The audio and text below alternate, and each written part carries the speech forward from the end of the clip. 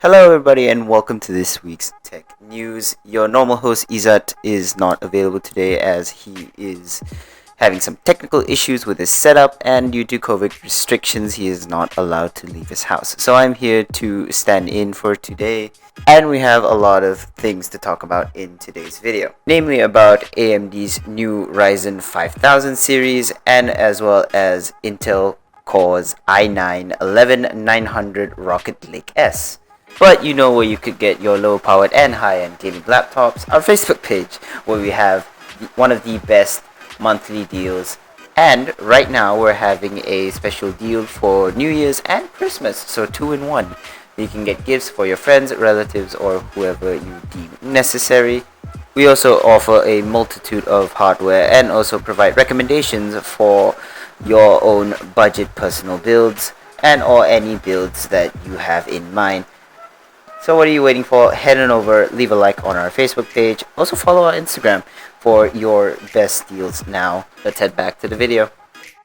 So AMD seems to be planning for 4 more SKUs for the Ryzen 5000 series, being the 5900, 5800, 5700G, and 5600G.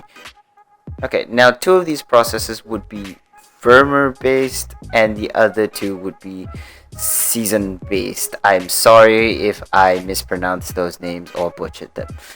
But as stated by DragonNetty031 on Twitter, both the Ryzen 9 5900 and the Ryzen 7 5800 CPUs are marked for OEM, Original Equipment Manufacturer Partners. And according to the Ryzen 9 5900 would be a 12-core CPU with a TDP of 65 watts, which is noticeably low than the 5900X, which is at 105 watts. On the other hand, meanwhile, the Ryzen 7 5800 would be a 8-core CPU with the same TDP of 65 watts. Regarding the other 2 SKUs, it was leaked by Patrick Scher that AMD is planning for the Ryzen 7 5700G and the Ryzen 5 5600G, both which are Seasoning-based APUs. These APUs would be replacing the AMD Ryzen 4000G APUs, which is based on Rainier Silicon. AMD should be introducing its first Zen 3 based APUs, codenamed Cezanne, at CES 2021, which we will hopefully cover on our channel, although they will not be mobile APUs for the upcoming low-powered and high-end gaming laptops. So on the topic of the AMD 5000 series, Asus has released a BIOS update for its 400 series motherboards to add support for the AMD's new Ryzen 5000 chips. So what does this do? Well, it provides a wider set of options for everyone regarding the systems that they can build with a more appealing price range. This is shown with the B450 chipset still being the best value for money even after the release of the supposedly more affordable B550 chipset. In addition, the ones who currently have a 400 series motherboard has a relatively easy upgrade path to get in on the Zen 3 game. The stock levels seem to be slightly more hopeful towards the end of the year, but depending on where you live, your ability to get your hands on the Ryzen 5000 CPU may vary depending on your country. Based on UK retailers scan, over 1,000 Ryzen 5000 chips took delivery since 23rd of November, which means that AMD is at least trying to get stock back out there. Now regarding the BIOS update, 5 different chipsets are getting the updates, which covers the X570, B550, X470, B450, and the A520 motherboards. The full list of the affected motherboards can be found at the Ryzen 5000 micro site. Besides that, Asus has also implemented BIOS flashback function, but only in the recently released B452 motherboards. Now what does that do? This function allows the update of the BIOS without needing any older CPU to be plugged in, which means that it won't be much of an issue if you're buying a new motherboard and CPU.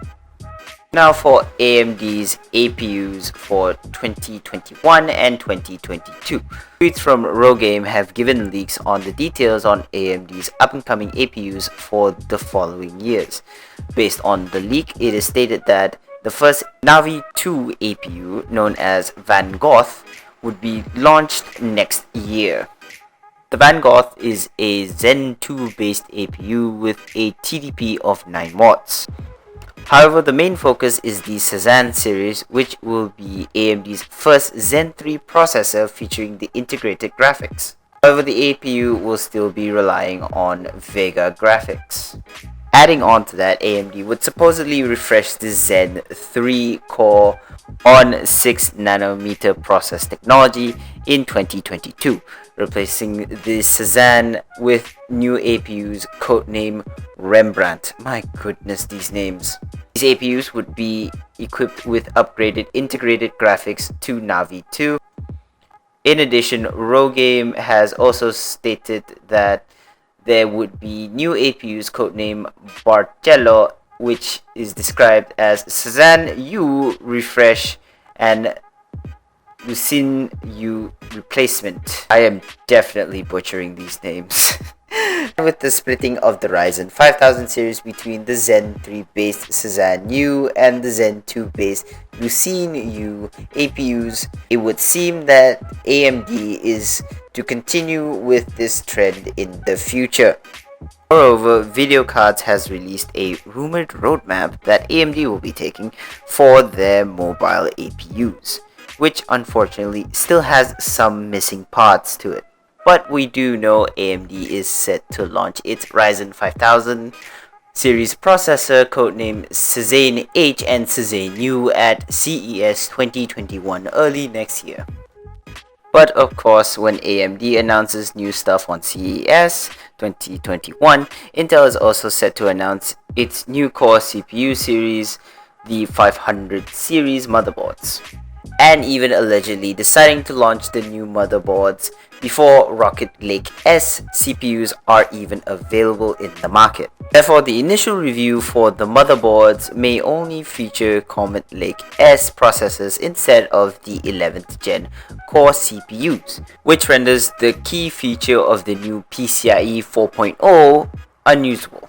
Although Asian-based leakers have already found the engineering samples of the new CPUs, it seems that the vast majority of the samples that were sent out are Core i9-11900 non-K CPUs. It is to be noted that the engineering samples are clocked lower than the retail units or have some boost frequencies disabled, as well as the sample tested by a Laker from Bilibili appears to have XE graphics present, although they cannot be tested due to the lack of a driver.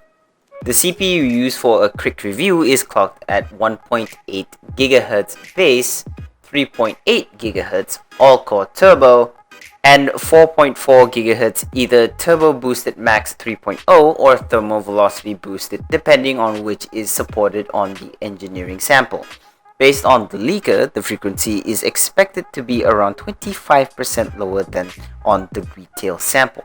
Therefore, all comparisons are made for reference only and do not represent the performance of the final product. The leaker has also found an Intel B560 motherboard, which is also set to launch next month. With no motherboard maker has yet shown their 500 series motherboards, it is common for them to send reviews weeks ahead of launch. The Rocket Lake S CPU features a Cypress Cove core architecture, which is more or less a redesign of Ice Lake. The main difference is that the former is not manufactured using 10nm process but a 14nm process. The CPU supports new AVX512 and SHA instructions and comes with a double L2 cache compared to the Skylake based 10th gen core series. Moreover, the process appears to match Core i7-10700 or Core i9-9900K depending on the workload, although the final version of the CPU should perform better. Besides that, the leakers also tested the CPU power consumption using IDA's AVX512 and AVX2 tests. The package consumption varies between 123 and 161 watts depending on which instruction was set for the test. It was also determined through the motherboard's BIOS that the CPU's PL1 and PL2 values are set to 65 watts and 224 watts respectively. Intel will also showcase its 500 series motherboards at CES 2021. The company is also expected to announce its 11th gen Core Rocket Lake S processors at the event. However, the availability is not expected till March of 2021. Now on to the next topic. Gigabyte is to launch a new G and A series gaming notebooks within the next month and is waiting for both AMD and Nvidia to introduce their newest hardware. The laptops would be known as the G5, the G7 and the A7 laptops. The G5 laptop would be a 15-inch model with the Intel 10th Gen Core Series CPU known as Comet Lake H, and so far it is confirmed that the laptop will be available with either an Core i7 10870H or a Core i5 10500H. Besides offering up a 1080p 240Hz panel, the G5 will also be equipped with a GeForce RTX 3060 Ampere graphics card with a 6GB of GDDR6 memory. Plus, if you want to know about the Nvidia GeForce RTX Empire, you can find out more on the video we have on the top right of the screen, or it will be in the description. But in the case of the G7, it will be fitted with a Core i7 10870H CPU with the possibility of Gigabyte adding more CPU options. With a 17.3-inch IPS level screen with a refresh rate of 144Hz, the G7 will also be using the GeForce RTX 3060 mobile graphics. The third Gigabyte laptop, the A7, will be Gigabyte's first Ryzen laptop and one of the first in the world to be confirmed to feature the R7 5800H processor. The laptop will also support the GeForce RTX 3060 mobile GPU, but unlike the Intel variants, this laptop will feature a Max P variant of the GPU. In terms of looks, the design is quite similar to the G7. The official announcement for Gigabyte is set to be announced on the event of CES 2021 in January next year. Are you excited for these new laptops, or are you just excited for the new AMD chipsets? Please let us know in the comments down below, as we would like to hear from you. Well, that's about it for today's video. I hope everyone had a jolly Christmas, and I hope all of you will have a happy new year. 2020 has been a rough year to say the least, and let's hope next year will be so much better. But that is it from me. We at Build Digital hope you have a fantastic rest of the year, and we will see you in the next video. See ya.